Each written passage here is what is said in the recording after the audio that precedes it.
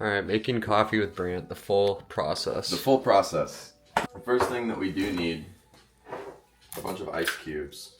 I usually like to buy the pre-frozen water. Okay. I have grease on my hands.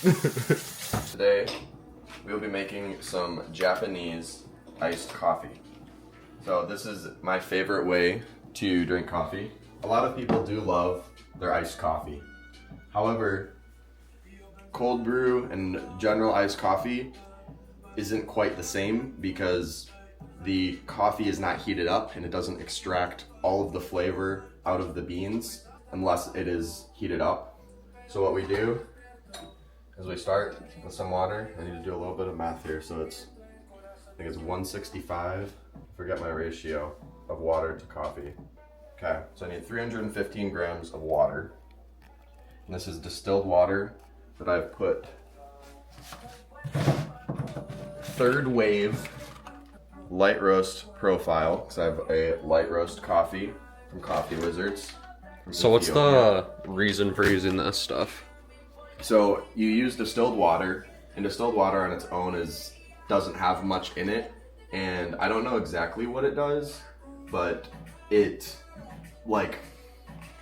puts a couple of minerals in it that just enhances the flavor of the coffee a little bit, which is about $1, a little over $1 for a gallon of distilled water. 315, yeah. So I usually go a little bit over because when you boil, sometimes a little bit comes off. I can do that up 212 Fahrenheit or 100 Celsius to boiling. And then I grab my beans. Shout out Coffee Wizards. Shout out Coffee Wizards. It is a processed naturally, and I forget exactly what naturally processed is.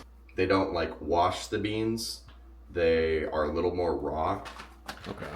They're not always quite as shiny. You see those coffee beans that you get sometimes, they're just shiny. These have some different colors on them.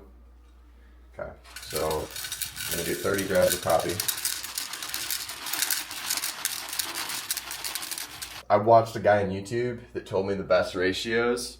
Generally, I do a 16-to-1 for lighter roasts. So 16 grams of water to 1 gram of coffee. Okay. And that's just what he said. Works, and I played around with it. I've tried some different ratios, and that's what I like the best. So kind of depending on how you like your coffee, if you like it stronger or not, you can be more fine or less fine with that. Pouring it into my burr grinder. And here we have, I can turn it to how coarse or fine I want the grounds to be. I usually go right around 9 or 10. I don't know the exact size of how many microns that ends up being, but that's what I like. My filter. And what's a Chemex?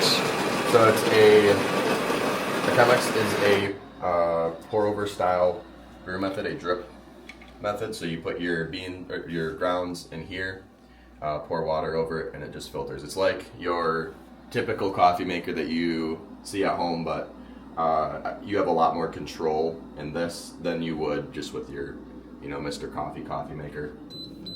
Just to rinse the filter paper. That is just to get any of the flavor of the paper out of your final coffee. Just pour that out. When you're putting your filter paper in, there are 3 sheets on this side and 1 sheet over here. I like to keep the 3 sheets on this side because if you put the 1 sheet there, it's more likely to airlock. So the filter, when it's wet, will kind of suction to that, and then you're not going to have any airflow, so it doesn't flow as well.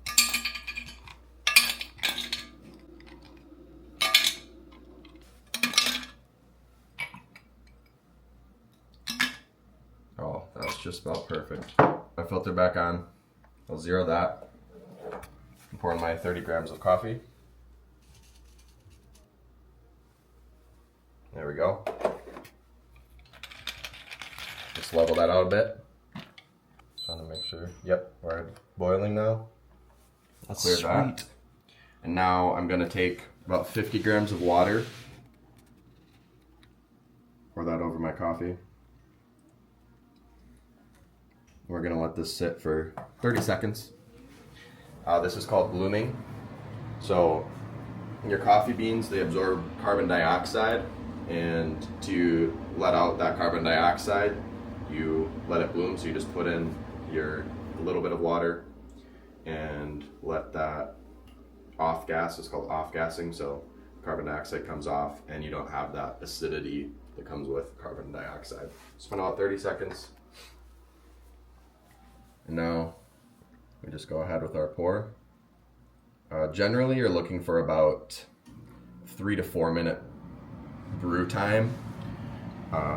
It's not always, I'm not always great at getting that right on time, but I just kind of do a nice slow brew. I'm not really disturbing the coffee very much here. Let's let that sit for a second. So like when you make a cold brew coffee, a lot of people like cold brew, and they'll put it in a French press like this. Mm-hmm. They'll put in their grounds, fill it up with cold water, and let that sit overnight. And that is, some people do like that. I did a coffee tour in Costa Rica, and our tour guide told us this quote. He said, he just kept saying it throughout the tour. He said, the best coffee is the one you like. And I thought that was really cool. He kind of talked about how he doesn't like Starbucks very much, but he said, I know a lot of you guys probably do, because a lot of the people there were, Americans or European tourists. Right. I was like, that's cool. And I think that applies to a lot of other parts of your life of, you don't have to like the super fancy stuff. You don't have to like something for any reason other than you like it. You like what you like. You like what you like. So right now we're at about 2.5 minutes. I'm gonna grab our cups now. So the idea of this coffee is you'll be just about, most of those will be melted by the time you are done brewing. And then it's gonna be a little bit strong at first, and then as you drink it, it kind of lightens up, and you can get different flavor profiles throughout your drink of coffee. This is my favorite way to drink coffee, but it is really hard to find any coffee shop that does it because it takes a lot more time. And it's just, there's more variables. But the best cup of coffee I've ever had was in Guatemala. It was at kind of a new startup there in Antigua, Guatemala. It's called Entropia. And I don't know what it was. Probably the fact that I could see an active volcano from the coffee shop may have played a part. But the coffee was just absolutely delicious. Just gonna discard the grounds here. Now we have 2 glasses of Japanese iced coffee.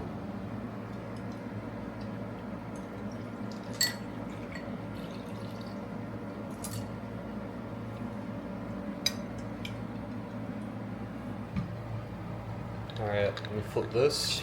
Give it a nice smell. And when you taste it, just kind of put a little bit in your mouth. Kind of let it aerate and get all over Cheers. the taste buds. Cheers. Thank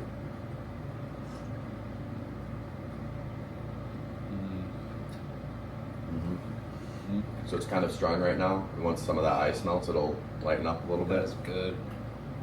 It's a very refreshing drink. Yeah, it's strong but very light. Yeah. I'm sure I said some wrong things in this video, but if you look up James Hoffman on YouTube, he will tell you everything you need to know about coffee for the rest of your life. All right, thanks, Brant. Yeah. Enjoy.